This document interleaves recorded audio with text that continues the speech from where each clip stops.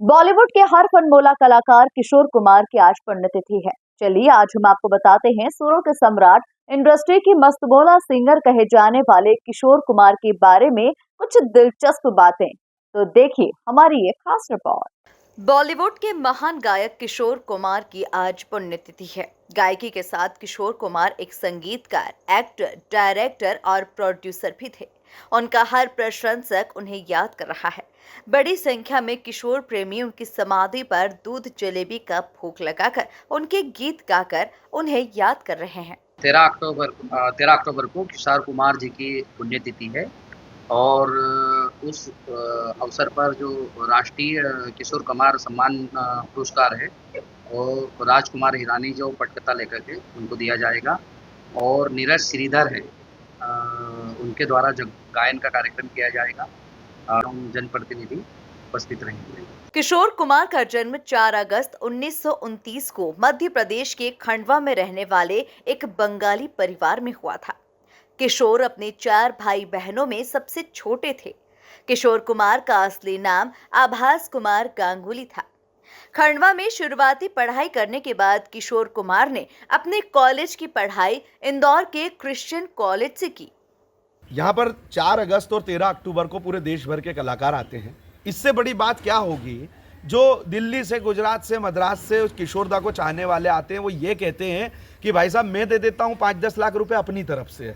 हम सब कलाकार मिलकर करोड़ों रुपए जो इस मकान को जो जिसके भी हिस्से में हो वो अगर वो चाहता है तो हम पैसे देते हैं, लेकिन किशोरदा को अगर सरकार नहीं कर सकती तो हम दे देते हैं पैसे।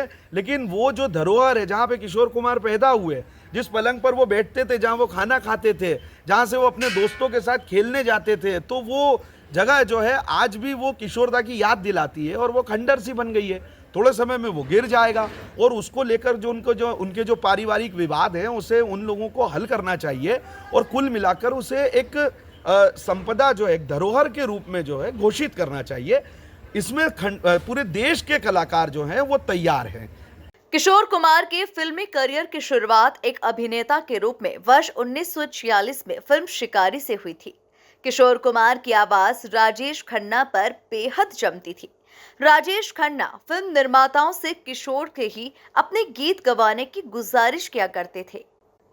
जरा आप भी सुनिए किशोरदा के सुपरहिट गीत जो उन्होंने राजेश खन्ना के लिए गाए थे।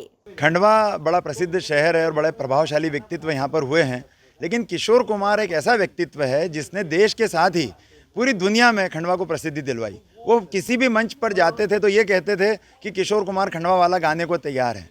ये खंडवा पूरे वर्ल्ड में यदि फेमस हुआ है तो किशोर कुमार के कारण फेमस हुआ है और कुमार का इतना लगाव था खंडवा से और खंडवा भी किशोर कुमार से बहुत प्रेम करता है। 4 अगस्त उनके जन्मदिन और 13 अक्टूबर उनकी पुण्यतिथि पर पूरे शहर में मेला लगा होता है। जगह जगह पर लोग स्टॉल लगाकर, स्पीकर लगाकर गाने गा रहे होते हैं, किशोर कुमार के गाने बज रहे होते हैं और बड़े बड़े प्रोग्राम यहाँ पर हो रहे होते हैं।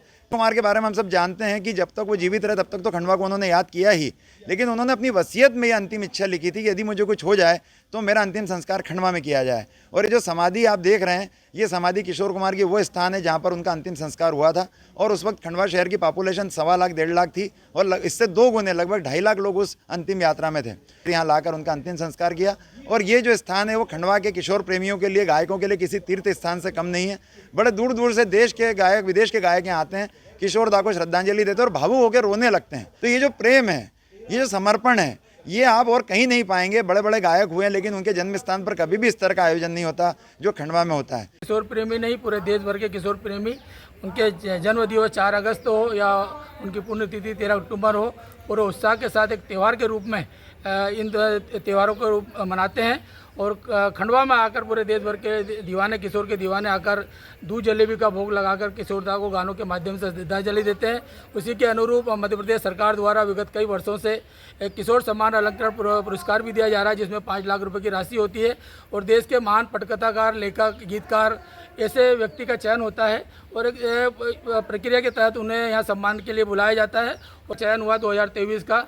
उसमें देश के महान जो निर्माता हैं, पटकथाकार, लेखक राजकुमार हिरानी जो काफ़ी मशहूर हैं, मुन्ना भाई MBBS के साथ ही इडियट और कई फिल्मों का उन्होंने निर्माण किया है। इन्होंने हमारे प्रदेश के मुख्यमंत्री मोहन यादव जी, संस्कृति मंत्री लोधी जी के साथ ही हमारे सांसद, विधायकगण, महापौर मिलकर उन्हें 5 लाख की राशि प्रदान करते हुए उनको पुरस्कृत करेगी, उनको सम्मानित करेगी।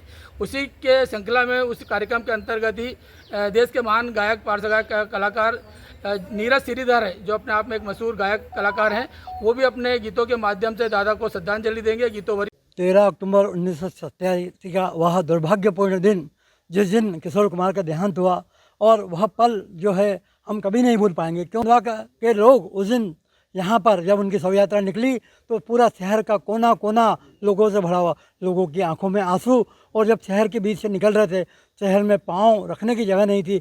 चार किशोर दा अमर रह के नारों से खंडवा गूंज रहा था, और आज भी वही पल हमारे सामने आते हैं, क्योंकि किशोर कुमार को लोग भूल नहीं पाते हैं।